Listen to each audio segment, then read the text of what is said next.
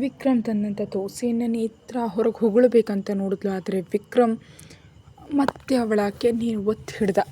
ಈ ಬಾರಿ ಹೊಡೆದ್ರೆ 1 ತಿಂಗಳು ಬೆಟ್ಟಿಗೆ ಅಂಟ್ಕೊಳ್ತೀಯ, ತಿನ್ನೋ ಅಂತ ಗಟ್ಟಿಯಾಗಿ ಗದರಿಸ್ದ. ಅಷ್ಟೇ ಅವನ ಬೆದರಿಕೆಗೆ ಹೊರಗೆ ಹೊಗಳಬೇಕು ಅಂತ ಅಂದ್ಕೊಂಡ್ರು ದೋಸೆಯನ್ನು ತಕ್ಷಣ ಗಬಕ್ಕನೆ ನುಂಗ್ಬಿಟ್ಲು. ಹೇಳಿದ ಕೆಲಸ ಮಾಡೋದನ್ನು ಕಲಿ, ಇನ್ನು ಚಿಕ್ಕ ಮಗುವಿನ ಹಾಗೆ ಇರ್ತೀನಿ ಅಂದರೆ ಆಗೋದಿಲ್ಲ, ಅರ್ಥ ಆಯ್ತಾ? ಬಾಯಿಗೆ ಬಂದಂತೆ ಮಾತಾಡೋದಲ್ಲ, ಮೊದಲು ಏನು ಮಾತಾಡ್ತಿದ್ಯಾ ಅಂತ ಅರ್ಥ ಮಾಡ್ಕೊಂಡು ಆಮೇಲೆ ಮಾತಾಡು. ಹೀಗೆ ಅರ್ಥ ಇಲ್ಲದ ಮಾತುಗಳನ್ನ ಆಡಿದ್ರೆ ಈ ಬಾರಿ ನಿನಗೆ ಕಾಣದಷ್ಟು ದೂರ ಹೋಗ್ಬಿಡ್ತೀನಿ. ನೀನು ಬಾವ ಅಂತ ಕರೆದ್ರೂ ಅಲ್ಲ, ಕೂಗಿದ್ರೂ ಹತ್ರೂ ಕೂಡ ನೀನು ಕಾಣದಷ್ಟು ದೂರ ಹೋಗಿ ಯಾವುದಾದ್ರೂ ದೇಶದಲ್ಲಿ ನೆಲೆಸ್ತೀನಿ. ಆಗ ನಿನ್ನ ಕಾಟ ತಪ್ಪುತ್ತೆ ನನಗೆ. ನಿನ್ನ ಕಣ್ಣಿಗೆ ನಾನು ಹೇಗೆ ಕಾಣ್ತಿದ್ದೀನಿಯೋ, ನೀನು ಒಬ್ಬಳೇ ಇದೆಯಾ? ನಮ್ಮ ಕಾಲೇಜ್ನಲ್ಲಿ ಎಷ್ಟು ಜನ ನನ್ನ ಹಿಂದೆ ಬೀಳುವವರಿದ್ದಾರೆ ಅಂತ ನಿನಗೆ ಗೊತ್ತಿಲ್ವಾ? ಈಗ ನಾನು ಚಿಟಿಕೆ ಹೊಡೆದ್ರೆ ಎಷ್ಟು ಜನ ಬಂದು ನನ್ನ ಮಡಲಲ್ಲಿ ಬೀಳ್ತಾರೆ ಅಂತ ನಿನಗೆ ಗೊತ್ತಾ? ನೀನು ಒಬ್ಬಳೇ ದೊಡ್ಡ ಅಂದಗಾತಿ ಅಂತ ಅಂದ್ಕೊಂಡ್ಬಿಟ್ಟಿದ್ಯಾ? ಪೋಸ್ ಕೊಡ್ತಿದ್ಯಾ? ಇಲ್ದಿದ್ರೆ ಏನು ನೋಡಿ ನಿನಗೆ ಅಷ್ಟು ಸೊಕ್ಕು? ನಿನ್ನನ್ನು ಆ ಕೆಲಸಕ್ಕಲ್ಲದೆ ನಾನು ಬೇರೆ ಯಾವುದಕ್ಕೆ ನಿನ್ನ ಹತ್ರ ಬರ್ತಿಲ್ವೇ? ನಿನ್ನನ್ನು ನೋಡ್ಕೊಳ್ತಿಲ್ವೇ? ನಿನ್ನ ಜೊತೆ ಮಾತಾಡ್ತಿಲ್ವೇ? ಕೇವಲ ಆ ಕೆಲಸಕ್ಕಾಗಿ ಬರ್ತಿದ್ದೀನಿ ಅಥವಾ ಪೂರ್ತಿಯಾಗಿ ನಿನ್ನಲ್ಲಿ ಬೆರೆತು ಹೋಗಿದ್ದೀನಿಯೇ ನಾನು? ವಯಸ್ಸು ಬೆಳೆದಂತೆ ನಿನ್ನ ಬುದ್ಧಿ ಕಡಿಮೆ ಆಗ್ತಿರುವಂತಿದೆ. ಸ್ವಲ್ಪ ಇಲ್ಲಿರೋದನ್ನು ಉಪಯೋಗಿಸಿ ಮಾತಾಡು. ಈ ಬಾರಿ ಒಡೆದು ಹೇಳೋದಿಲ್ಲ ನೇತ್ರ. ನಿಜವಾಗಿಯೂ ನೀನು ಹೀಗೆ ವರ್ತಿಸ್ತಾ ಅನುಮಾನ ಪಡ್ತಿದ್ರೆ ಹೇಳಿದ್ನಲ್ಲ, ನಿನಗೆ ಒಂದು ಮಾತು ಆಗಿರಲಿ, ಒಂದು ಏಟು ಕೂಡ ಹೊಡೆಯೋದಿಲ್ಲ. ನಿನಗೇ ಕಾಣದಂತೆ ಮಾಯ ಆಗ್ಬಿಡ್ತೀನಿ. ನನಗೇನು ಇಲ್ಲಿ ಓದಲೇಬೇಕನ್ನೋ ಆಸೆ ಏನಿಲ್ಲ. ನಾನು ಆಗಲೇ ಅಮೇರಿಕಾಗೆ ಹೋಗ್ತೀನಿ ಅಂದಿದ್ದೆ. ಆದರೆ ನೀವೆಲ್ಲ ಇಲ್ಲೇ ಇದ್ದೀರಲ್ಲ ಅಂತ ಡ್ಯಾಡಿ ನನ್ನನ್ನು ತಡೆದ್ರು ಅಷ್ಟೇ. ಆದರೆ ಈ ಬಾರಿ ನೀನು ನನಗೆ ಸಿಟ್ಟು ಬರೆಸೋ ಕೆಲಸ ಮಾಡಿದ್ರೆ ಅಲ್ಲೇ ಹೋಗಿ ಸೆಟಲ್ ಆಗ್ತೀನಿ. ಅಲ್ಲೇ ಯಾವಳೋ ಒಬ್ಬಳು ಬೆಳ್ಳಗಿಳೋಳನ್ನು ಕಟ್ಕೊಳ್ತೀನಿ. ಆಗ ನೀನು ಕೂಡ ನಿನಗೆ ತಕ್ಕಂತೆ ಯಾವನನ್ನಾದರೂ ಮದುವೆ ಆಗು. ನಿಮ್ಮಪ್ಪ ಹೇಗಿದ್ದರೂ ನಿನಗೆ ಒಳ್ಳೆ ಸಂಬಂಧ ಹುಡುಕ್ತಾರೆ ಬಿಡು ಅಂತ ದೋಸೆ ಪೂರ್ತಿ ತಿನ್ನಿಸ್ತಾ ಈ ಮಾತುಗಳನ್ನೆಲ್ಲ ಹೇಳ್ದ. ತಿನ್ನಿಸಿ ಮುಗಿಸಿ ಕೊನೆಗೆ ಅವಳ ಕಣ್ಣಲ್ಲಿ ನೀರು ಬರ್ತಿರೋದನ್ನು ನೋಡಿ ಅದನ್ನು ಒರೆಸಿ ನೀರು ಕುಡಿ ಅಂತ ಗಟ್ಟಿಯಾಗಿ ಹೇಳ್ದ. ನೇತ್ರ ಬಾಯಲ್ಲಿ ಇದ್ದದನ್ನೆಲ್ಲ ನುಂಗಿ ಬಲವಂತವಾಗಿ ನೀರು ಕುಡಿದ್ಲು. ಬಿಕ್ಕಳಿಕೆ ಬರ್ತಿದ್ರೆ ನಿಜವಾಗಿಯೂ ನನ್ನ ಬಿಟ್ಟು ಹೊರಟೋಗ್ತೀಯಾ ಅಂತ ಅಳ್ತಾ ಕೇಳಿದ್ಲು. ಹೇಳಲ್ಲ, ಮಾಡಿ ತೋರಿಸ್ತೀನಿ. ನನಗಿಲ್ಲಿಂದ ಹೋಗೋದು ಅಷ್ಟೇನು ಕಷ್ಟ ಅಲ್ಲ ಅಂತ ನಿನಗೂ ಗೊತ್ತು. ಅಣ್ಣನಿಗೆ ಒಂದು ಮಾತು ಹೇಳಿದ್ರೆ ಸಾಕು, ನಾನಿಲ್ಲಿಂದ ಹೋಗ್ಬಿಡಬಹುದು, ನಿಮಗೆ ಯಾರಿಗೂ ಕಾಣದ ಹಾಗೆ. ಹಾಗಾಗಿ ನಾನು ಇಲ್ಲೇ ಇರಬೇಕೋ ಅಥವಾ ಬೇರೆ ಎಲ್ಲಾದರೂ ಹೋಗಬೇಕು ಅಂತ ನಿರ್ಧಾರ ಮಾಡೋದು ನೀನೇ. ನಿನ್ನ ನಡವಳಿಕೆ ಪದೇ ಪದೇ ಹೇಳೋದಿಲ್ಲ. ಆ ಮನೆಯ ಸಣ್ಣ ಸೊಸೆ ನೀನು. ಅದಕ್ಕೆ ಹೇಗಿರ್ತಾರೆ ಅಂತ ನೋಡಿದ್ಯಾ? ಈಗ ಕನಿಷ್ಠ ಅವರು ಅಣ್ಣನ ಹೆಂಡತಿ ಆಗೋ ಮೊದಲೇ ಮನೆ ಕೆಲಸಗಳನ್ನೆಲ್ಲ ಕಲಿತ್ಕೊಂಡು ಮನೆಯಲ್ಲಿ ಪ್ರತಿಯೊಬ್ಬರಿಗೂ ಬೇಕಾದದನ್ನೆಲ್ಲ ಮಾಡ್ತಿದ್ದಾರೆ. ಇವೆಲ್ಲ ನಿನಗೆ ನಾನು ಹೇಳಬೇಕೇ? ನೀನು ನೋಡ್ತಿಲ್ವಾ? ಈಗಿನವರೆಗೂ ಅಣ್ಣ ಕನಿಷ್ಠ ಒಂದು ಮಾತು ಕೂಡ ಗಟ್ಟಿಯಾಗಿ ಅದಕ್ಕೆ ಹೇಳಿಲ್ಲ. ಯಾಕಂದರೆ ಅಣ್ಣನ ಮನಸ್ಸಿನಲ್ಲಿ ಏನಿದೆ ಅಂತ ಅಣ್ಣ ಹೇಳೋ ಮೊದಲೇ ಅರ್ಥ ಮಾಡಿಕೊಂಡು ಅದಕ್ಕೆ ಅದೇ ರೀತಿ ನಡ್ಕೊಳ್ತಾರೆ. ನಿನ್ನ ಹಾಗೆ ಎಡಕ್ಕೆ ಅಂದರೆ ಬಲಕ್ಕೆ ಅಂತ ಹಠ ಮಾಡೋದಿಲ್ಲ. ನಾನು ಪ್ರೀತಿಯಿಂದ ನಿನ್ನ ಹತ್ರ ಬಂದರೆ ಅದು ಆಸೆ ತೀರಿಸ್ಕೊಳ್ಳೋದಕ್ಕೆ ಬಂದಂತೆ ಅಲ್ಲ ನೇತ್ರ. ನೀನಂದರೆ ನನಗೆ ಪ್ರೀತಿ, ಇಷ್ಟ, ಪ್ರಾಣ. ನಿನಗೆ ಹೇಳೋದು ಅದೇ ಅಂದ್ಕೊಂಡು ಬಂದೇ ಹೊರತು ನಿನಗೆ ನಾನು ಹತ್ರ ಬಂದರೆ ಹಾಗನ್ಸುತ್ತೆ ಅಂತ ನಿಜವಾಗಿಯೂ ನನಗೆ ತಿಳಿದಿರಲಿಲ್ಲ. ಅಂಥ ತಪ್ಪನ್ನು ಇನ್ನೊಮ್ಮೆ ನಾನು ಮಾಡೋದಿಲ್ಲ, ಅರ್ಥ ಆಯ್ತಾ? ನಿನಗೇನಾದರೂ ಅನಿಸಿದ್ರೆ ನನಗೆ ಹೇಳು, ಅಷ್ಟೇ ಹೊರತು ಹೀಗೆ ಹುಚ್ಚುಚ್ಚಾಗಿ ಬೊಗಳಬೇಡ ಅಂತ ಅವಳಿಗೆ ದೋಸೆ ಪೂರ್ತಿ ತಿನ್ನಿಸ್ದ. ಮಾತ್ರೆ ಕೂಡ ಹಾಕಿ ಹೋಗ್ತೀನಿ ಕಾಲೇಜ್ಗೆ ಅಂತ ಅಂದ. ಕ್ಷಮಿಸು ಬಾವ, ನಾನು ಹುಚ್ಚುಚ್ಚಾಗಿ ಮಾತಾಡಿದೆ. ಇನ್ನೊಂದು ಸಲ ನಿನ್ನ ಹತ್ರ ಹಾಗೆ ಮಾತಾಡಲ್ಲ. ಮಧ್ಯಾಹ್ನದವರೆಗೂ ಇಲ್ಲೇ ಇರು, ಮಧ್ಯಾಹ್ನ ಹೋಗುವಂತೆ ಅಂತ ವಿಕ್ರಮ್ ಮಡಿಲಲ್ಲಿ ತಲೆ ಇಟ್ಟು ಮಲ್ಕೊಂಡ್ಳು ನೇತ್ರ. ಪ್ಲೀಸ್ ಬಾವ, ಇನ್ನೊಂದು ಸಲ ಆ ರೀತಿ ಮಾಡಲ್ಲ, ಕ್ಷಮಿಸ್ಬಿಡು ಪ್ಲೀಸ್, ಇಲ್ಲೇ ಕೂತ್ಕೋ ಅಂತ ಅಲ್ಲೇ ಮಲಗಿದ್ಲು. ಇನ್ನು ಅವಳು ಮಲಗಿದ್ರಿಂದ ಏನೂ ಅನ್ನಲಾಗದೆ ಸುಮ್ಮನೆ ಅವಳೆ ತಲೆಯನ್ನು ಸವರ್ತಿದ್ರೆ ನೇತ್ರ ನಿದ್ದೆಗೆ ಜಾರಿದ್ಲು. ನೇತ್ರ ಮಲಗಿದ ಮೇಲೆ ನಿತ್ಯ ಆ ರೂಮಿಗೆ ಬಂದಳು. ಏನಪ್ಪ ಇಂದು ಕಾಲೇಜ್ಗೆ ಹೋಗಲಿಲ್ವಾ ಅಂತ ಕೇಳಿದ್ಲು. ನಿತ್ಯ ಕೂಡ ಬಂದು ಅಳಿಯನ ಪಕ್ಕ ಕೂತ್ಕೊಂಡಾಗ ಇವಳು ಹೀಗಿರುವಾಗ ಕಾಲೇಜ್ಗೆ ಹೇಗೆ ಹೋಗಲಿ ಅತ್ತೆ ಅಂತಂದ ವಿಕ್ರಮ್. ಚಿಕ್ಕ ಮಗು ಅಲ್ವಪ್ಪ, ಏನಾದರೂ ಸಣ್ಣ ಮಾತಂದರೂ ಮನಸ್ಸಿಗೆ ಹಚ್ಕೊಂಡು ಇದು ನೋಡು ಹೀಗೆ ಮಾಡುತ್ತೆ, ಏನು ಮಾಡೋದು ಹೇಳು ಅಂತ ನಿತ್ಯ ಕೂಡ ಮಗಳ ತಲೆಯನ್ನು ಸವರ್ತಿದ್ರು. ನಾನು ಬದಲಾಯಿಸ್ತೀನಿ ಬಿಡಿ ಅತ್ತೆ, ನೀವೇನೂ ಅಂದ್ಕೊಳ್ಬೇಡಿ. ನಾನು ಬೆದರಿಸಿ ಇತ್ತ ನೀವು ಬೆದರಿಸಿದರೆ ಅವಳು ಇನ್ನೂ ಹೆಚ್ಚಾಗಿ ಬೇಜಾರು ಮಾಡ್ಕೊಳ್ತಾಳೆ. ನಾನು ಅವಳನ್ನ ನನಗಿಷ್ಟ ಬಂದ ಹಾಗೆ ಬದಲಾಯಿಸ್ಕೊಳ್ತೀನಿ. ಆ ದಾರಿಯಲ್ಲಿ ಸ್ವಲ್ಪ ಬೈಗುಳ ಏಟುಗಳಿರುತ್ತವೆ, ನೀವು ಅಷ್ಟನ್ನ ಮನಸ್ಸಿನಲ್ಲಿ ಇಟ್ಟುಕೊಳ್ಬೇಡಿ ಅಂತ ವಿಕ್ರಮ್ ಮೆಲ್ಲಗೆ ನಕ್ಕದ. ಅವಳು ನಿನ್ನ ಹೆಂಡತಿ ಅಂತ ಯಾವಾಗಲೂ ನಿರ್ಧಾರವಾಗಿ ಹೋಗಿದೆಯಲ್ಲ, ಇನ್ನು ನಿನ್ನಿಷ್ಟ. ಆದರೆ ಅವಳು ಹೀಗೆ ಆರೋಗ್ಯ ಹಾಳು ಮಾಡ್ಕೊಳ್ತಾಳೆ ಅನ್ನೋ ಭಯ ಅಷ್ಟೇ, ಅದಕ್ಕಿಂತ ಹೆಚ್ಚೇನೂ ಇಲ್ಲಪ್ಪ ಅಂತಂದರು. ನಿಮ್ಮ ಸಂತೋಷಕ್ಕಿಂತ ನಮಗೆ ಇನ್ನೇನು ಬೇಕು? ಇಷ್ಟು ದೊಡ್ಡವಳಾದರೂ ಇವಳಿಗೆ ಈ ಚಿಕ್ಕ ಮಗುವಿನ ಚೇಷ್ಟೆಗಳು ಹೋಗಿಲ್ಲ.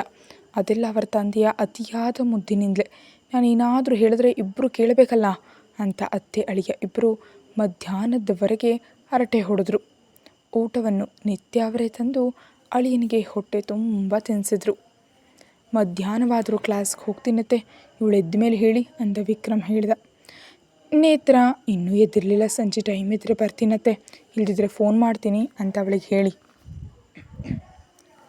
ಮತ್ತೆ ಅವಳನ್ನ ಅಳಬೇಡ ಅಂತ ಹೇಳಿ ಜ್ವರ ಪೂರ್ತಿ ಕಡಿಮೆ ಆದಮೇಲೆ ಕಾಲೇಜ್ ಕಳಿಸಿ ಅಂತ ಹೇಳಿ ನೇತ್ರ ಹಣೆಗೆ ಮುತ್ತಿಟ್ಟು ವಿಕ್ರಮ್ ಕಾಲೇಜ್ಗೆ ಹೊರಟ. ವಿಕ್ರಮ್ ಕಾಲೇಜ್ಗೆ ಹೋಗೋ ಹೊತ್ತಿಗೆ ತಂಗಿ ಮತ್ತು ಅದಕ್ಕೆ ಇಬ್ಬರು ಕ್ಯಾಂಟೀನಲ್ಲೇ ಇದ್ದರು. ಏನು ಇನ್ನೂ ಇಬ್ಬರದು ಊಟ ಮುಗಿಲಿಲ್ವಾ ಅಂತ ವಿಕ್ರಮ್ ಅವರ ಮುಂದೆ ಹೋಗಿ ಕೂತು ಕೇಳ್ದ. ಮುಗೀತು ವಿಕ್ರಮ್, ನೀನು ಎಲ್ಲಿಗೆ ಹೋಗಿದೆ? ಊಟ ಮಾಡಿಲ್ಲ, ಇದು ತಗೋ ಅಂತ ದಾತ್ರಿ ತಿನ್ನಿಸೋದಕ್ಕೆ ಹೋದ್ಲು. ಅದಕ್ಕೆ ತಿನ್ನಿಸ್ತಿದ್ರೆ ತಿಂದಿದ್ದೀನಿ ಅದಕ್ಕೆ, ಈಗಾಗಲೇ ನೇತ್ರ ಹತ್ರ ಹೋಗಿದ್ದೆ, ಅವಳಿಗೆ ಜ್ವರ ಬಂದು ಅಂತ ಹೇಳಿದ್ರಲ್ಲ, ಅತ್ತೆ ತಿನ್ನಿಸಿದ್ರು ಅಂತ ಹೇಳ್ದ. ಪರವಾಗಿಲ್ಲ, ಎರಡು ತಿನ್ನು ಅಂತ ದಾತ್ರಿ ವಿಕ್ರಮ್ಗೆ ತಿನ್ನಿಸಿದ್ಲು. ನೇತ್ರ ಹೇಗಿದ್ದಾಳೆ ವಿಕ್ರಮ್? ಈಗ ಜ್ವರ ಕಡಿಮೆ ಆಗಿದೆಯಾ? ಅವಳ ಹತ್ರ ನನ್ನ ಸಂಜೆ ಕರ್ಕೊಂಡು ಹೋಗ್ತೀಯಾ ಅಂತ ಕೇಳಿದ್ಲು. ಕರ್ಕೊಂಡು ಹೋಗ್ತೀನಿ ಅದಕ್ಕೆ, ಕಾಲೇಜ್ ಮುಗಿದ್ಮೇಲೆ ಹೋಗೋಣ. ನಾನು ಬರ್ತಿರೋ ವಿಷಯ ಅವಳಿಗೆ ಹೇಳಲಿಲ್ಲ, ಅವಳು ನಿದ್ದೆ ಮಾಡ್ತಿದ್ಲು ಅಂತ ಹೇಳಿದಾಗ ನಾನು ಕೂಡ ಬರ್ತೀನಿ ಹಾಗಾದರೆ ಅಂತಂದ್ಲು ಮೈತ್ರಿ. ಇಬ್ಬರನ್ನು ಕರ್ಕೊಂಡು ಹೋಗ್ತೀನಿ, ಮೊದಲು ತಿನ್ನಿ ಅಂತ ತಂಗಿ ಮತ್ತು ಅದಕ್ಕೆ ಊಟ ಮಾಡಿದ ಮೇಲೆ ಅವರಿಬ್ಬರಿಗೂ ಜ್ಯೂಸ್ ತಂದು ಕೊಟ್ಟು ನಂತರ ಅವರನ್ನು ಕ್ಲಾಸ್ಗೆ ಕರ್ಕೊಂಡು ಹೋದ ವಿಕ್ರಮ್. ಬೆಳಿಗ್ಗೆ ಎಲ್ಲಿಗೆ ಹೋಗಿದ್ದೆ ಅಂತ ಫ್ರೆಂಡ್ಸ್ ಎಲ್ಲರೂ ಕೇಳ್ತಿದ್ರೆ, ಒಂದು ಸಣ್ಣ ಕೆಲಸ ಇತ್ತು ಗೆಳೆಯರೆ ಅಂತ ಕೂತ್ಕೊಳ್ಳಿ ಅಂತ ಹೇಳಿ ಎಲ್ಲರೂ ಪಾಠ ಕೇಳೋದ್ರಲ್ಲಿ ಮಗ್ನರಾದರು. 2 ಕ್ಲಾಸ್ ಮುಗೀತಿದ್ದಂತೆ ಗ್ರೌಂಡ್ನಲ್ಲಿ ಕ್ರಿಕೆಟ್ ಪಂದ್ಯ ನಡೀತಿದೆ ಅಂತ ತಿಳಿದು ಎಲ್ಲರೂ ಹೋಗೋದಕ್ಕೆ ಸಿದ್ಧರಾದರು. ಉಪನ್ಯಾಸಕರೆಲ್ಲರೂ ಅಲ್ಲೇ ಇದ್ದರು. ನಮ್ಮ ವಿಕ್ರಮ್ ತುಂಬ ಆಸಕ್ತಿಯಿಂದ ಅದಕ್ಕೆ ಬರ್ತೀರಾ ಮೈತ್ರಿ, ನಡೀರಿ ಹೋಗೋಣ ಅಂತಂದ. ಅದಕ್ಕೇನು ಕರ್ಕೊಂಡು ಹೋಗು ವಿಕ್ರಮ್, ನನಗೆ ನೋಟ್ಸ್ ಬರೆಯೋದಿದೆ, ಇಲ್ಲೇ ಇರ್ತೀನಿ, ನೀವು ಹೋಗಿ ಬನ್ನಿ ಅಂತ ಮೈತ್ರಿ ಹೇಳಿದ್ಲು. ದಾತ್ರಿ ಕೂಡ ಕುತೂಹಲದಿಂದ ವಿಕ್ರಮ್ ಜೊತೆ ಈ ಪಂದ್ಯವನ್ನು ನೋಡೋದಕ್ಕೆ ಗ್ರೌಂಡಿಗೆ ಹೋದ್ಲು ಅವನ ಜೊತೆ. ಹೀಗೆ ಒಬ್ಬೊಬ್ಬರಾಗಿ ಕ್ಲಾಸಿಂದ ಎಲ್ಲರೂ ಗ್ರೌಂಡಿಗೆ ಮತ್ತು ಕೆಲವರು ಹೊರಗೆ ಹೋದರೆ ಮೈತ್ರಿ ಮಾತ್ರ ಶ್ರದ್ಧೆಯಿಂದ ನೋಟ್ಸ್ ಬರೆಯೋ ಕೆಲಸದಲ್ಲಿ ತೊಡಗಿದ್ಲು. ಅಷ್ಟರಲ್ಲಿ ಬಂದ ಶಿವ. ಏನು ಡಾರ್ಲಿಂಗ್, ಎಲ್ಲರೂ ಮಜಾ ಮಾಡೋದಕ್ಕೆ ಹೊರಗೆ ಹೋಗ್ತಿದ್ರೆ ನೀನು ಒಬ್ಬಳೇ ಇಲ್ಲಿ ಕೂತು ಬರೀತಿದೀಯಾ ಅಂತ ಶಿವ ಮೈತ್ರಿ ಪಕ್ಕ ಕೂತ್ಕೊಂಡ. ಅದೇ ಸಮಯದಲ್ಲಿ ಕ್ಲಾಸ್ ರೂಮ್ ಡೋರ್ ಕ್ಲೋಸ್ ಆಯಿತು. ಬಾಗಿಲು ಮುಚ್ಚಿಸಿದ್ದಂತೆ ಮೈತ್ರಿ ದಬಕ್ಕನೆದ್ದು ಶಿವನನ್ನು ನೋಡಿ ಹೆದರ್ತಾ, ನೀವು ಯಾಕೆ ಬಂದ್ರಿ? ಬಾಗಿಲು ಯಾರು ಮುಚ್ಚಿದ್ರು? ನಮ್ಮ ಅಣ್ಣ ಅಥವಾ ಅದಕ್ಕೆ ನೋಡಿದ್ರೆ ನಿಮಗೆ ತೊಂದರೆ ಆಗುತ್ತೆ, ದೊಡ್ಡ ಗಲಾಟೆ ಆಗುತ್ತೆ. ಆದರೆ ಒಬ್ಬ ಹುಡುಗಿ ಒಬ್ಬಳೇ ಇರುವಾಗ ಹೀಗೆ ಬರೋದು ಸರಿಯಾದ ಪದ್ಧತಿ ಅಂದ್ಕೊಂಡಿದ್ದೀರಾ? ನನ್ನ ಗುಣ ಎಷ್ಟು ಕೆಟ್ಟದಾಗಿ ಕಾಣುತ್ತೆ ಗೊತ್ತಾ? ನಮ್ಮಿಬ್ಬರನ್ನ ಯಾರಾದರೂ ಹೀಗೆ ನೋಡಿದ್ರೆ ಯಾಕೆ ಹೀಗೆ ಪ್ರತಿ ಸಲ ನನ್ನ ಇಕ್ಕಟ್ಟಿಗೆ ಸಿಲುಕಿಸ್ತಿದ್ದೀರಿ ಅಂತ ಮೈತ್ರಿ ಶಿವನನ್ನು ಕಂಡು ಕೇಳಿದ್ಲು ಅವನನ್ನು. ಓಯ್ ನಾನು ಬಂದು 2 ನಿಮಿಷ ಆಗಿಲ್ಲ, ಆಗಲೇ ನನ್ನ ಮೇಲೆ ಇಷ್ಟೊಂದು ಅಪವಾದ ಹೊರಿಸ್ತಿದೆಯಲ್ಲ ರಾಕ್ಷಸಿ. ಯಾರು ನಮ್ಮನ್ನು ನೋಡಬಾರ್ದು ಅಂತಾನೆ ನಮ್ಮವ್ರನ್ನ ಹೊರಗೆ ನಿಲ್ಲಿಸಿದ್ದೀನಿ, ಯಾರೂ ನೋಡಲ್ಲ.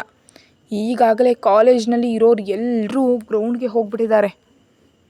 ನಿನ್ನ ಅಣ್ಣ ಅದಕ್ಕೆ ಕೂಡ ಅಲ್ಲೇ ಇದ್ದಾರೆ, ಗಾಬರಿ ಆಗ್ಬಿಡ, ನಾನೇನು ಮಾಡೋದಕ್ಕೆ ಬಂದಿಲ್ಲ ನಿನಗೆ ಅಂತಂದ ಶಿವ. ಏನು ಮಾಡೋದಕ್ಕೆ ಬರದೇ ಇದ್ದರೆ ಯಾಕೆ ಹೀಗೆ ನನ್ನನ್ನು ರೂಮ್ನಲ್ಲಿ ಲಾಕ್ ಮಾಡಿದ್ದೀರಿ? ನಮ್ಮ ದೊಡ್ಡನಿಗಿಲ್ಲಿ ಏನು ನಡೆದ್ರೂ ನನ್ನ ಬಗ್ಗೆ ತಿಳಿದು ಹೋಗುತ್ತೆ. ನೀವು ನನ್ನ ಬಗ್ಗೆ ಎಲ್ರಿಗೂ ಕೆಟ್ಟದಾಗಿ ತಿಳಿಯೋವರೆಗೆ ನನ್ನನ್ನು ಬಿಡೋ ಹಾಗೆ ಕಾಣ್ತಿಲ್ಲ. ಯಾಕೆ ನನ್ನ ಗುಣವನ್ನು ಕೆಟ್ಟದಾಗಿ ಮಾಡೋದಕ್ಕೆ ನೋಡ್ತಿದ್ದೀರಿ? ನಮ್ಮ ಅಣ್ಣನ ಮೇಲಿನ ಕೋಪಕ್ಕಾಗಿ ಹೀಗೆ ಮಾಡ್ತಿದ್ದೀರಾ ಅಂತಂದ್ಲು ಮೈತ್ರಿ ಅಳ್ತಾ. ಆ ಮಾತಿಗೆ ಕೋಪಗೊಂಡ ಶಿವ ಮೈತ್ರಿಯ ಕೆನ್ನೆಗಳನ್ನ ಗಟ್ಟಿಯಾಗಿ ಒತ್ತಿ ಹಿಡಿದು, ಏನು ಮಾತಾಡ್ತಿದ್ಯಾ ಅಂತ ನಿನಗೆ ಅರ್ಥ ಆಗ್ತಿದೆಯಾ? ನಾನು ಹೇಗಾದರೂ ನಿನ್ನನ್ನು ನೋಡಬೇಕಂತ ಬಂದರೆ ಯಾಕೆ ಹೀಗೆ ಹುಚ್ಚುಚ್ಚಾಗಿ ಮಾತಾಡಿ ನನ್ನ ತಾಳ್ಮೆ ತಪ್ಪು ಅಂತ ಮಾಡ್ತೀಯಾ? ನಿನ್ನನ್ನು ನೋಯಿಸಬೇಕು ಅಂತ ನಾನು ಯಾವತ್ತೂ ಅಂದ್ಕೊಂಡಿಲ್ಲ. ಆದರೆ ನಿನ್ನ ಮಾತುಗಳಿಂದ ನಾನು ನೋಯಿಸುವಂತೆ ಮಾಡಬೇಡ. ಈ ಶಿವನ ಕೋಪ ತಡ್ಕೊಳ್ಳೋದಕ್ಕೆ ನಿಂದ ಸಾಧ್ಯನೇ ಇಲ್ಲ ಅಂತಂದ. ಆದರೂ ಮೈತ್ರಿ ಅಳುತ್ತಾನೇ ಇದ್ಲು. ನಾನು ನಿನ್ನ ಮೇಲಿನ ಪ್ರೀತಿಯಿಂದ ನೋಡೋದಕ್ಕೆ ಬಂದರೆ ಈ ಅಳು ಯಾಕೆ? ನಾನಿನ್ನೂ ಸತ್ತಿಲ್ವೇ ನೀನು ಅಳೋದಕ್ಕೆ ಅಂತ ಶಿವ ಅಂದಾಗ ಮೈತ್ರಿ ಅವನನ್ನು ಕೋಪದಿಂದ ನೋಡಿದ್ಲು. ಅಬ್ಬೋ, ಈಗ ಈ ಕೋಪವನ್ನು ನನ್ನ ಮೇಲಿನ ಪ್ರೀತಿ ಅಂತ ಅಂದ್ಕೊಳ್ಬಹುದಾ ಅಂತಂದ ಶಿವ. ಪ್ಲೀಸ್, ಅವ್ರಿಗೆ ಯಾರಿದ್ದಾರೆ ಅವ್ರಿಗೆ ಬಾಗಿಲು ತೆಗೆಯೋದಕ್ಕೆ ಹೇಳಿ, ನನಗೆ ಹೊರ ಹೋಗ್ತೀನಿ. ನಮ್ಮಿಬ್ಬರನ್ನ ಯಾರಾದರೂ ಹೀಗೆ ನೋಡಿದ್ರೆ ತಪ್ಪಾಗಿ ತಿಳ್ಕೊಳ್ತಾರೆ. ಪ್ಲೀಸ್ ನನ್ನ ಬಿಟ್ಟುಬಿಡಿ. ನಮ್ಮ ಅಣ್ಣಂದಿರು ನೋಡಿದ್ರೆ ದೊಡ್ಡ ತೊಂದರೆ ಆಗುತ್ತೆ. ಯಾಕೆ ಬೇಕಂತಾನೆ ಗಲಾಟೆ ಆಗುವಂತೆ ಮಾಡ್ತಿದ್ದೀರಿ? ನಮ್ಮ ಅಣ್ಣನ ಜೊತೆ ಜಗಳ ಆಗೋದಕ್ಕೆ ಹೀಗೆ ಮಾಡ್ತಿದ್ದೀರಾ ಅಂತ ಮೈತ್ರಿ ದೈನ್ಯವಾಗಿ ಕೇಳಿದ್ಲು. ಮೊದಲು ನಿನಗೊಂದು ವಿಷಯ ಅರ್ಥವಾಗುವಂತ ಹೇಳಬೇಕು. ಅದೇನೆಂದರೆ, ಐ ಲವ್ ಯು. ನನ್ನ ಪ್ರೀತಿಗೆ ಅಡ್ಡವಾಗಿ ನಿನ್ನ ದೊಡ್ಡಣ್ಣ, ಚಿಕ್ಕಣ್ಣ ಅಥವಾ ನಿಮ್ಮಪ್ಪ ಇನ್ಯಾರೇ ಬಂದರೂ ನಾನು ಯಾರನ್ನು ಲೆಕ್ಕಿಸೋದಿಲ್ಲ. ಅರ್ಥ ಆಯಿತಾ? ನನ್ನ ಹುಡುಗಿನ ನಾನು ಎತ್ತಾಕೊಂಡು ಹೋಗ್ತೀನಿ. ಇನ್ನು ನಿನ್ನನ್ನು ನೋಡ್ತಿದ್ರೆ ನಿನಗೂ ನನ್ನ ಮೇಲೆ ಪ್ರೀತಿ ಇದ್ದಂತಿದೆ, ಆದರೆ ಹೊರ ಆಗ್ತಿಲ್ಲ ಅಷ್ಟೇ. ಇನ್ನು ಇಲ್ದಿದ್ರೂ ಪರವಾಗಿಲ್ಲ, ಯಾಕಂದರೆ ಈ ಶಿವ ನಿನ್ನನ್ನೇ ಪ್ರೀತಿಸ್ತಿದ್ದಾನೆ, ನಿನಗೆ ಅಂಟುಕೊಂಡಿದ್ದಾನೆ. ಇನ್ನು ಮುಂದೆ ನಾವು ನಮ್ಮ ನಿರ್ಧಾರ ಬದಲಿಸೋ ಪರಿಸ್ಥಿತಿಯೇ ಬರೋದಿಲ್ಲ. ಹಾಗಾಗಿ ನೀನು ಕೂಡ ಈ ಶಿವನಿಗೆ ಫಿಕ್ಸ್ ಆಗಿಬಿಡು. ನಿನ್ನ ಜೀವನದಲ್ಲಿ ಶಿವ ಮಾತ್ರ ಇರ್ತಾನೆ. ಖಂಡಿತ ನಮ್ಮ ಮದುವೆಗೆ ನಿಮ್ಮ ಮನೆಯವರು ಒಪ್ಪಲ್ಲ, ನಮ್ಮ ಪ್ರೀತಿಗೆ ಒಪ್ಪಲ್ಲ ಅಂತ ನನಗೆ ಚೆನ್ನಾಗಿ ಗೊತ್ತು. ಆದರೆ ಯಾರು ಒಪ್ಪಿದ್ರೂ ಒಪ್ಪದಿದ್ರೂ ಈ ಮೈತ್ರಿ ಮತ್ತು ಶಿವನ ಮದುವೆ ಖಂಡಿತವಾಗಿಯೂ ನಡೆದೇ ತೀರುತ್ತೆ. ಅದು ನಿನಗೆ ಇಷ್ಟ ಇಲ್ಲದಿದ್ದರೂ ಸರಿ. ಅರ್ಥ ಆಗ್ತಿದೆಯೇ? ಹಾಗಾಗಿ ನೀವು ಈ ಶಿವನಿಗೆ ಫಿಕ್ಸ್ ಆಗಬೇಕು ಮ್ಯಾಡಮ್ ಅಂದ ಶಿವ. ನನಗೆ ನೀವಂದ್ರೆ ಇಷ್ಟ ಇಲ್ಲ.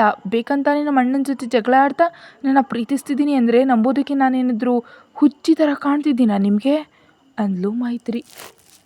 ನಮ್ಮ ಅಣ್ಣನ ಜೊತೆ ಗಲಾಟೆ ಮಾಡ್ತಾ ಅಣ್ಣನ ಬಿಸ್ನೆಸ್ನಲ್ಲಿ ಅಡ್ಡ ಬರ್ತಾ ಈಗ ಬಂದು ಪ್ರೀತಿಸ್ತಿದ್ದೀನಿ ಅಂದರೆ ನಂಬೋದಕ್ಕೆ ನನಗೆ ಸಾಧ್ಯನೇ ಇಲ್ಲ ಅಂತ ಮೈತ್ರಿ ಕೋಪದಿಂದ ಹೇಳಿದ್ಲು. ಅಬ್ಬೋ, ಅಣ್ಣನಿಗೆ ತಕ್ಕ ತಂಗಿ ಹಾಕಿ ಚೆನ್ನಾಗಿ ಯೋಚಿಸ್ತಿದ್ಯಾ. ಆದರೆ ಅದೆಲ್ಲ ಬೇರೆ. ನಿನ್ನ ಅಣ್ಣನ ಜೊತೆಗಿನ ಜಗಳವೇ ಬೇರೆ, ನಿನ್ನ ಮೇಲಿನ ಪ್ರೀತಿನೇ ಬೇರೆ. ನಾನು ಅವನ ಜೊತೆ ಜಗಳ ಆಡ್ತೀನಿ, ಹೊಡಿತೀನಿ ಅಥವಾ ಅವನಿಂದ ಹೊಡೆಸ್ಕೊಳ್ತೀನಿ, ಅದೆಲ್ಲ ನಾನು ಅವನ ಜೊತೆ ನೋಡ್ಕೊಳ್ತೀನಿ. ಆದರೆ ಪ್ರೀತಿ ಮಾತ್ರ ಅವನನ್ನು ಮಾಡೋದಕ್ಕೆ ಸಾಧ್ಯ ಇಲ್ಲ ಅಲ್ವಾ? ಈಗಾಗಲೇ ನನಗಿರೋ ಒಂದೇ ಒಂದು ಹೃದಯವನ್ನು ನಿನಗೆ ಯಾವಾಗಲೂ ಕೊಟ್ಟುಬಿಟ್ಟಿದ್ದೀನಿ.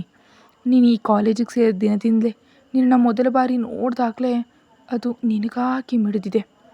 ಆ ಹೃದಯದೊಳಗೆ ನೀನಲ್ಲದೆ ಮತ್ತಾರೂ ಬರೋದಕ್ಕೆ ಸಾಧ್ಯ ಇಲ್ಲ. ನನ್ನ ಹೃದಯದ ರಾಣಿ ನೀನೇ. ಆ ಅವಕಾಶ ಇನ್ಯಾರಿಗೂ ಇಲ್ಲ. ನಿನಗಲ್ಲದೆ ಬೇರೆ ಯಾರಿಗೂ ಅದನ್ನು ಕೊಡಲ್ಲ. ನಿನ್ನ ಅಣ್ಣನ ಜೊತೆಗಿನ ಜಗಳಗಳನ್ನೆಲ್ಲ ಪಕ್ಕಕ್ಕಿಟ್ಟು ನಿನಗೆ ನನ್ನ ಮೇಲೆ ಇಷ್ಟ ಇದೆಯಲ್ಲ ಅದನ್ನು ಸ್ವಲ್ಪ ಹೊರಗೆ ಹಾಕು. ಇಬ್ಬರು ಪ್ರೀತಿಸೋಣ. ಅದರಲ್ಲಿ ಯಾರಿಗೂ ತಿಳಿಯೋದು ಹಾಗೆ ಪ್ರೀತಿಸಿದ್ರೆ ಅದರಲ್ಲಿ ಎಷ್ಟು ಮಜಾ ಇರುತ್ತೆ ಗೊತ್ತಾ? ನಿಮ್ಮ ಅಣ್ಣನಿಗೆ ತಿಳಿದ ಹಾಗೆ ಹೊರಗೆ ಹೋಗೋದು, ಸಿನಿಮಾ ನೋಡೋದು, ಸುತ್ತಾಡೋದು, ಆಹಾ ಎಷ್ಟು ಚೆನ್ನಾಗಿರುತ್ತೆ. ಊಹಿಸ್ಕೊಳ್ಳೋದಕ್ಕೂ ನೀನೊಂದು ಬಾರಿ ಎಸ್ ಅಂತ ಹೇಳಿ ನೋಡು, ನಿನಗೆ ಇಡೀ ಪ್ರಪಂಚವನ್ನೇ ತೋರಿಸ್ತೀನಿ ನನ್ನ ಬಂಗಾರ ಅಂತ ಶಿವ ಮಾತಾಡ್ತಾ ಇದ್ದ. ನೀವು ಹುಚ್ಚುಚ್ಚಾಗಿ ಬೊಗಳಿದ್ರೆ ನಾನು ಅಣ್ಣನಿಗೆ ಫೋನ್ ಮಾಡ್ತೀನಿ ಅಂತ ಹೇಳಿ ಅಷ್ಟೊಂದು ಧೈರ್ಯ ಇಲ್ದಿದ್ರು ಬ್ಯಾಗ್ನಲ್ಲಿದ್ದ ಫೋನ್ ತೆಗೆಯೋದಕ್ಕೆ ಪ್ರಯತ್ನಿಸಿದ್ಲು. ಆದರೆ ಅವಳ ಬ್ಯಾಗನ್ನು ಪಕ್ಕಕ್ಕೆಸ್ತು, ಏನು ಬಂಗಾರ ಮೆಲ್ಲಗೆ ಹೇಳ್ತಿದ್ರೆ ಹೆಚ್ಚಾಗಿ ಆಡ್ತಿದ್ಯಾ? ನಿಜವಾಗಿಯೂ ನಿಮ್ಮ ಅಣ್ಣನಿಗೆ ಹೇಳು, ಇವತ್ತು ನಾನು ಇಲ್ಲೇ ಇರ್ತೀನಿ ನಿನ್ನ ಜೊತೆ. ನಿಮ್ಮ ದೊಡ್ಡಣ್ಣ, ಚಿಕ್ಕಣ್ಣ ಅಥವಾ ನಿಮ್ಮಪ್ಪ ಇನ್ಯಾರೇ ಬಂದು ಏನು ಮಾಡ್ತಾರೋ ನಾನು ನೋಡೇ ಬಿಡ್ತೀನಿ. ಅವ್ರು ಬಂದರೆ ನನಗೇನು ಭಯನಾ? ಅವ್ರು ಬಂದು ಏನಾದರೂ ಮಾಡ್ತಾರೆ ಅಂತ ನಾನು ಹೆದರಿ ಕೂತ್ಕೊಳ್ಬೇಕಾ? ಅಷ್ಟೆಲ್ಲ ಇಲ್ಲ. ಈ ಶಿವ ಯಾರಿಗೂ ಹೆದರೋದಿಲ್ಲ. ಅರ್ಥ ಆಯ್ತಾ? ನಿನಗೆ ಯಾವುದೇ ತೊಂದರೆ ಬರಬಾರ್ದು ಅಂತ ಇಲ್ಲಿವರೆಗೆ ಅಡಗಿದ್ದೆ ಅಷ್ಟೇ. ನೀನೇ ಹೇಳ್ತೀನಿ ಅಂದರೆ ನನಗೇನು ತೊಂದರೆ ಇಲ್ಲ, ಹೇಳು. ನಮ್ಮ ಸಂಬಂಧ ಎಲ್ರಿಗೂ ಗೊತ್ತಾಗಿ ಹೋಗಲಿ ಅಷ್ಟೇ. ಆಗ ನಾನು ನಿನ್ನ ಮನಸಾರೆ ಪ್ರೀತಿಸಬಹುದು. ಇನ್ನು ಕಳ್ಳರ ಹಾಕಿ ಪ್ರೀತಿಸೋ ಅವಶ್ಯಕತೆ ಇರೋದಿಲ್ವಲ್ಲ ಅಂದ ಶಿವ. ನೀವು ಇಷ್ಟ ಬಂದ ಹಾಗೆ ಮಾತಾಡಬೇಡಿ. ನನ್ನ ಫೋನ್ ನನಗೆ ಕೊಡಿ, ನನ್ನನ್ನು ಕಾಡಿಸ್ಬೇಡಿ. ಮೊದಲು ನೀವು ಇಲ್ಲಿಂದ ಹೋಗಿ. ನೀವು ಅಂದ್ಕೊಂಡಂತೆ ನಾನು ನಿಮ್ಮನ್ನು ಪ್ರೀತಿಸೋದಿಲ್ಲ, ಇಷ್ಟಪಡೋದಿಲ್ಲ, ಮದುವೆನೂ ಆಗೋದಿಲ್ಲ. ಹಾಗಾಗಿ ನೀವು ಅಂದ್ಕೊಂಡಿದ್ದು ಯಾವುದೋ ಒಂದು ಕೂಡ ನಡೆಯೋದೇ ಇಲ್ಲ. ಪ್ಲೀಸ್ ನನ್ನನ್ನು ಕಾಡಿಸ್ಬಿಡಿ, ನನ್ನನ್ನು ಓದೋದಕ್ಕೆ ಬಿಡಿ, ಹೀಗೆ ಡಿಸ್ಟರ್ಬ್ ಮಾಡಬೇಡಿ ಅಂದ್ಲು ಮೈತ್ರಿ ಅಳುತ್ತಾ ಅಲ್ಲಿಂದ ಎದ್ದು ಹೋಗೋದಕ್ಕೆ ನೋಡಿದ್ಲು. ಆದರೆ ಶಿವ ಅವಳು ಅಡ್ಡವಾಗಿ ನಿಂತ. ಅವಳ ಮುಂದೆ ಒಂದು ಟೇಬಲ್, ಹಿಂದೆ ಒಂದು ಟೇಬಲ್, ಮಧ್ಯದಲ್ಲಿ ಶಿವ ಎತ್ತಲು ಹೋಗ್ದಂತ ತಡೆದ. ಮೈತ್ರಿ ಅಳೋ ಮುಖ ಮಾಡ್ಕೊಂಡು ಶಿವನನ್ನು ನೋಡಿದ್ಲು. ಶಿವ 2 ಹೆಜ್ಜೆ ಅವಳ ಮುಂದೆ ಬರ್ತಿದ್ದಂತೆ ಮೈತ್ರಿ ಹಿಂದಿದ್ದು ಗೋಡೆಗೆ ತಾಗಿ ನಿಂತಳು. ಪ್ಲೀಸ್ ನನ್ನ ಬಿಡಿ ಅಂತ ಅಳೋದಕ್ಕೆ ಸಿದ್ಧಳಾದ್ಲು. ಪ್ರೀತಿಸ್ತವನಿಷ್ಟು ಪ್ರೀತಿಯಿಂದ ಹತ್ರ ಬರ್ತಿದ್ರೆ ಹೋಗು ಅನ್ನೋದು ನಿನಗೆ ನಿಜವಾಗ್ಲೂ ಸಲ್ಲತ್ತಾ? ಒಳ್ಳೆ ಮೂಡ್ ಹಾಳು ಮಾಡೋದ್ರಲ್ಲಿ ನೀನೇ ಮೊದಲು ಅಲ್ವಾ ಅಂತ ಶಿವ ಇನ್ನೊಂದು ಹೆಜ್ಜೆ ಮುಂದೆ ಇಟ್ಟು ಅವಳ ಕಣ್ಣುಗಳನ್ನ ನೋಡ್ತಿದ್ದ. ಮೈತ್ರಿ ಮಾತ್ರ ಅವನ ಹಿಂದಿದ್ದ ತನ್ನ ಬ್ಯಾಗನ್ನು ಪಡ್ಕೊಳ್ಳೋದಕ್ಕೆ ಪ್ರಯತ್ನ ಮಾಡ್ತಾ ಇದ್ಲು. ಅಷ್ಟರಲ್ಲಿ ಶಿವನ ಕಾಲ್ಜಾರ್ ಪೂರ್ತಿಯಾಗಿ ಅವಳ ಮೇಲೆ ವಾಲ್ಬಿಟ್ಟ. ಮೈತ್ರಿ ಗೋಡೆ ಮತ್ತು ಶಿವನ ಮಧ್ಯೆ ಸಿಕ್ಕ ಹಾಕ್ಕೊಂಡ್ಳು. ಮೊದಲ ಬಾರಿಗೆ ಒಬ್ಬ ಗಂಡಸಿನ ಸ್ಪರ್ಶ ಅವಳ ದೇಹಕ್ಕೆ ತಾಗದಾಗ ಮೈತ್ರಿ ಮೈಯೆಲ್ಲ ಗಡಗಡ ನಡುಕ್ತು. ಹಾಗೆ ಮೊದಲ ಬಾರಿಗೆ ಒಬ್ಬ ಹುಡುಗಿ ದೇಹ ಅವನ ದೇಹ ಕಂಡುಕೊಂಡಾಗ ಶಿವನಿಗೂ ಮುನ್ನವೊಮ್ಮೆ ಅನುಭವಿಸಿದ ರೋಮಾಂಚನವಾಯಿತು. ಆ ಗುಂಗಿನಿಂದ ಹೊರಬರಲು ಶಿವನಿಗೂ ಸಾಧ್ಯವಾಗಲಿಲ್ಲ. ದೊಡ್ಡ ದೊಡ್ಡ ಗಂಡಸರನ್ನೇ ಸುಲಭವಾಗಿ ಧರಿಸೋ ಶಿವ ಕೂಡ ಒಂದು ಕ್ಷಣ ತಡಬಡಾಯಿಸ್ದ. ಸಾರಿ, ನಾನು ಬೇಕಂತ ಬೀಳಲಿಲ್ಲ, ಟೇಬಲ್ ಕಾಲ್ಜಾರ್ ಹೋಯಿತು, ನಿಜವಾಗಿಯೂ ಬೇಕಂತ ಮಾಡಲಿಲ್ಲ, ತಪ್ಪಾಗಿ ತಿಳಿಬೇಡ ಅಂತಂದ ಶಿವ. ನಿನ್ನನ್ನು ಮುಟ್ಟಬೇಕಂದ್ರೆ ನಾನು ಪ್ರೀತಿಯಿಂದ ಇಷ್ಟಪಟ್ಟು ಮುಡ್ತೀನಿ ಹೊರತು ಹೀಗೆ ಬಲವಂತವಾಗಲ್ಲ. ಹಾಗಾಗಿ ಈ ಪರಿಸ್ಥಿತಿಯನ್ನು ನೋಡಿ ನನ್ನ ಗುಣದ ಬಗ್ಗೆ ತಪ್ಪು ತಿಳಿಬೇಡ, ಅರ್ಥ ಆಯ್ತಾ? ನೀನು ಹಾಗೆ ತಪ್ಪು ತಿಳ್ಕೊಂಡ್ರೆ ನನಗೆ ಸಿಟ್ಟು ಬರುತ್ತೆ, ಅದಕ್ಕೆ ಮೊದಲೇ ಎಚ್ಚರಿಕೆ ಕೊಡ್ತಿದ್ದೀನಿ ನಿನಗೆ ಅಂತ ಅವಳಿಗೆ ಅಂಟ್ಕೊಂಡೆ ಮಾತಾಡ್ತಿದ್ದ ಶಿವ. ಆದರೆ ಮೊದಲ ಬಾರಿ ಗಂಡಸಿನ ಸ್ಪರ್ಶ ಅನುಭವಿಸಿದ ಮೈತ್ರಿಗೆ ಮೈಯೆಲ್ಲ ಬೆವರ್ತಿತ್ತು. ತಲೆ ಸುತ್ತದಂತಾಗಿ ಗಂಟಲಲ್ಲಿ ಮಾತು ಹೊರ ಬರ್ತಿರಲಿಲ್ಲ. ಶಿವ ಅವರೇ, ಪ್ಲೀಸ್ ದೂರ ಸರೀರಿ, ಪ್ಲೀಸ್ ಅರ್ಥ ಮಾಡ್ಕೊಳ್ಳಿ ಅಂತ ಗಾಬರಿಯಿಂದ ಹೇಳಿದ್ಲು. ಅವಳ ಪರಿಸ್ಥಿತಿ ಅರ್ಥ ಮಾಡಿಕೊಂಡು ಶಿವ ತಕ್ಷಣ ಅವಳ ಮೇಲಿಂದ ಎದ್ದು ನಿಂತ.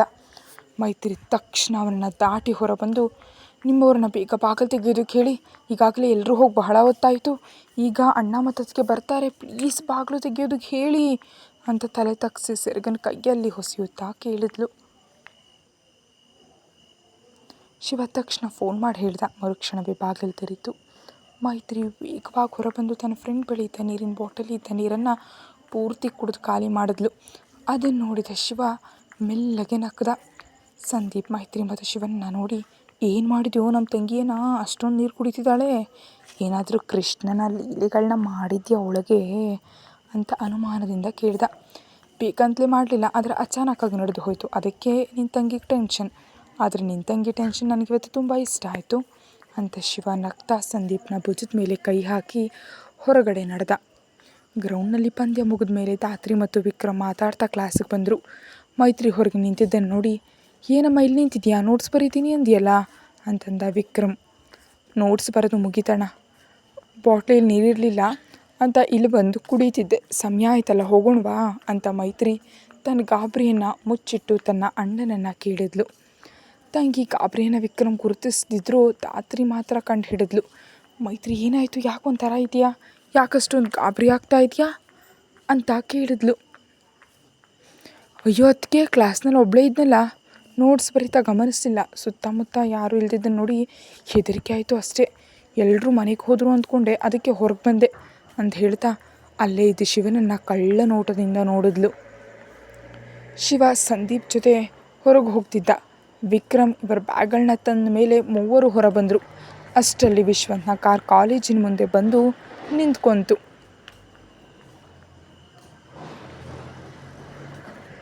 ಶಿವ ಹೊರಗೆ ಬಂದಿದ್ರು ಹೋಗದೆ ತನ್ನ ಕಾರಿಗೆ ಹೊರಗೆ ನಿಂತು ಕೈ ಕಟ್ಕೊಂಡು ನೇರವಾಗಿ ಮೈತ್ರಿಯನ್ನೇ ನೋಡ್ತಿದ್ದ. ಆ ದೃಶ್ಯ ವಿಶ್ವಂತನ ಕಣ್ಣಿಗೆ ಬಿತ್ತು. ವಿಶ್ವಂತನನ್ನು ನೋಡಿ ಧಾತ್ರಿ ಮತ್ತು ವಿಕ್ರಮ್ ಹಾಯ್ ಅಣ್ಣ, ಹಾಯ್ ಬಾಬಾ ಅಂತ ನಗ್ತಾ ಮಾತಾಡ್ಸಿದ್ರು. ಆದರೆ ಮೈತ್ರಿ ಮಾತ್ರ ಅಣ್ಣನ ನೋಡಿ ಎದೆ ಬಡಿತ ಹೆಚ್ಚಿಸ್ಕೊಂಡ್ಳು. ಶಿವ ತನ್ನನ್ನೇ ನೋಡ್ತಿರೋದು ವಿಶ್ವಂತನ ಗಮನಕ್ಕೆ ಬಂದಿದೆ ಅಂತ ಅವಳಿಗೆ ತಿಳಿಯಿತು. ದೇವರೇ, ಯಾವುದೇ ಗಲಾಟೆ ಆಗದಂತೆ ನೋಡು ಅಂತ ಮನದಲ್ಲೇ ಬೇಡ್ಕೊಂಡ್ಳು. ವಿಶ್ವಂತ್ ಕಾರಿಳಿದ ತಕ್ಷಣ ಶಿವ ತನ್ನ ತಂಗಿಯನ್ನು ದಿಟ್ಟಿಸಿ ನೋಡ್ತಿರೋದನ್ನು ಕಂಡು ಸಿಟ್ಟಿನಿಂದ ಕೆಂಡಾಮಂಡಲನಾದ. ತಂಗಿ ಮತ್ತು ತನ್ನ ಬಾವಿ ಹೆಂಡತಿ ಕರೀತಿದ್ರು, ಅವರ ಕಡೆ ನೋಡದೆ ನೇರವಾಗಿ ಶಿವನ ಹತ್ರ ನಡೆದ. ಇವನಿಲ್ಲಿ ಏನು ಮಾಡ್ತಿದ್ದಾನೆ ಅಂತ ವಿಕ್ರಮ್ ಅಂದ್ಕೊಂಡ. ವಿಶ್ವಂತ್ ಶಿವನ ಕಾಲರ್ ಹಿಡಿದು ಇಲ್ಲಿ ಏನು ಮಾಡ್ತಿದ್ಯೋ ಅಂತ ಕೇಳ್ದ. ಏನು ಕಾಲೇಜಿನ ನೀನೇನಾದರೂ ಕೊಂಡ್ಕೊಂಡಿದ್ಯಾ? ನಾನು ಓದಿದ ಕಾಲೇಜ್ಗೆ ನಾನು ಬರಬಾರ್ದಾ? ಅಥವಾ ಇಲ್ಲಿ ಯಾರಾದರೂ ಬೋರ್ಡ್ ಹಾಕಿದಾರಾ ನಾನು ಬರಬಾರ್ದು ಅಂತ ಶಿವ ಸೊಕ್ಕಿನಿಂದ ಕೇಳ್ದ. ನೀನು ಎಲ್ಲಿ ಬೇಕಾದರೂ ಅಲ್ದಾಡು, ಆದರೆ ನಿನ್ನ ದೃಷ್ಟಿ ನನ್ನ ತಂಗಿ ಮೇಲೆ ಯಾಕಿದೆ? ಈ ನಡುವೆ ನೀನು ಕಾಲೇಜ್ನ ಸುತ್ತುತ್ತಿದೆಯಾ ಎಂಬ ಮಾಹಿತಿ ನನಗೂ ಇದೆ. ನನ್ನ ತಂಗಿ ತಂಟೆಗೆ ಬಂದರೆ ಅಥವಾ ಅವಳನ್ನ ನೋಡಿದ್ರೆ ನಿನ್ನ ಕತ್ತರಿಸಾಕ್ತೀನಿ. ಇನ್ನೊಂದು ಬಾರಿ ನಿನ್ನ ಕಣ್ಣುಗಳು ನನ್ನ ತಂಗಿ ಕಡೆ ತಿರುಗಿದ್ರೆ ನಿನ್ನ ಕಣ್ಣುಗಳನ್ನೇ ಇಲ್ಲದಂತೆ ಮಾಡಿಬಿಡ್ತೀನಿ ಅಂತ ವಿಶ್ವಂತ್ ಎಚ್ಚರಿಕೆಯನ್ನು ನೀಡಿದ. ಅಷ್ಟೊಂದು ಸೊಕ್ಕಿದೆಯಾ ನಿನಗೆ? ಅದೇ ಕೆಲಸ ನಾನು ಮಾಡಬಲ್ಲೆ. ನನಗೆ ಆ ದಮ್ಮಿಲ್ಲ ಅಂತ ಅಂದ್ಕೊಂಡಿದ್ಯಾ? ಇಲ್ವೇ ಮಾಡಿ ತೋರಿಸ್ಲಾ ಅಂತ ಶಿವ ಕೂಡ ವಿಶ್ವಂತನ ಕಾಲರ್ ಹಿಡ್ದ. ಸಂದೀಪ್ ಅವರ ಮಧ್ಯೆ ಬಂದು, ಹೇಯ್, ಏನು ಮಾಡ್ತಿದ್ದೀರಾ? ಬೀದಿ ಗೂಂಡಾಗಳ ಥರ ಆಡಬೇಡಿ, ಬಿಡಿ. ವಿಶ್ವಂತ್ ಬಿಡಿ. ಅವನು ನಿನ್ನ ತಂಗಿ ತಂಟೆಗೆ ಬಂದಿಲ್ಲ, ಸುಮ್ಮನೆ ಕಾಲೇಜಿಗೆ ಬಂದಿದ್ವು ಅಷ್ಟೇ. ನಾವು ಈ ಕಡೆಯಿಂದ ಹೋಗ್ತಿದ್ವು, ಜೂನಿಯರ್ಸ್ ಕಂಡ್ರು ಅಂತ ಮಾತಾಡ್ಸೋದಕ್ಕೆ ಬಂದ್ವು. ಕಾಕತಾಳೀಯವಾಗಿ ನಿನ್ನ ತಂಗಿ ನೋಡಿರಬಹುದಷ್ಟೇ. ಅದಕ್ಕೆ ನೀನು ಇಷ್ಟು ದೊಡ್ಡ ಗಲಾಟೆ ಮಾಡುವಂಥ ಅವಶ್ಯಕತೆ ಇಲ್ಲ ವಿಶ್ವಂತ್. ಬೇಕಂತ ಇಲ್ಲಿ ಸೀನ್ ಕ್ರಿಯೇಟ್ ಮಾಡಬೇಡ. ನಿನಗೆಷ್ಟು ಶಕ್ತಿ ಇದೆಯೋ ಅವನಿಗೂ ಅದಕ್ಕಿಂತ ಹೆಚ್ಚೇ ಇದೆ ಅಂತ ನಿನಗೂ ಗೊತ್ತು. ಹಾಗಾಗಿ ಅನಾವಶ್ಯಕವಾಗಿ ಅವನ ಕೆಣಕಿಲಿ ಗಲಾಟೆ ಮಾಡಬೇಡ ಅಂದ ಸಂದೀಪ್. ಯಾರು ಗಲಾಟೆ ಮಾಡ್ತಿರೋದು? ಜೂನಿಯರ್ಸ್ ಜೊತೆ ಮಾತಾಡೋದಕ್ಕೆ ಅಷ್ಟೊಂದು ಸಮಯ ಇದೆಯೇ ನಿನ್ನ ಫ್ರೆಂಡ್ಗೆ? ನೀನು ನನ್ನ ತಂಗಿ ಜೊತೆ ಮಾತಾಡಿಲ್ಲ ಅಂದರೆ ಮಾತ್ರ ಪ್ರಾಣದೊಂದಿಗಿರ್ತೀಯ, ಇಲ್ದಿದ್ರೆ ಪ್ರಾಣ ತೆಗೆದು ಬಿಡ್ತೀನಿ ಮಗನೇ ಅಂತ ವಿಶ್ವಂತ್ ಶಿವನಿಗೆ ವಾರ್ನಿಂಗ್ ನೀಡಿದ. ಬಂದರೆ ಏನು ಮಾಡ್ತೀಯೋ ಅಂತ ಶಿವ ಸ್ಟೈಲಾಗಿ ಕಣ್ಣುಗಳನ್ನ ಎಗರಿಸ್ತಾ ನಗ್ತಾ ಕೇಳ್ದ. ವಿಶ್ವಂತ್ಗೆ ಕೋಪ ತಲೆಗೇರಿತು. ಕತೆ ಮುಂದುವರಿಯುತ್ತೆ. ಹೆಚ್ಚಿನ ವೀಡಿಯೋಗಾಗಿ ಚಾನಲ್ಗೆ ಮೆಂಬರ್ಶಿಪ್ ತೊಗೊಂಡು ವೀಡಿಯೋ ಮೊದಲೇ ನೋಡಿ. Thank you.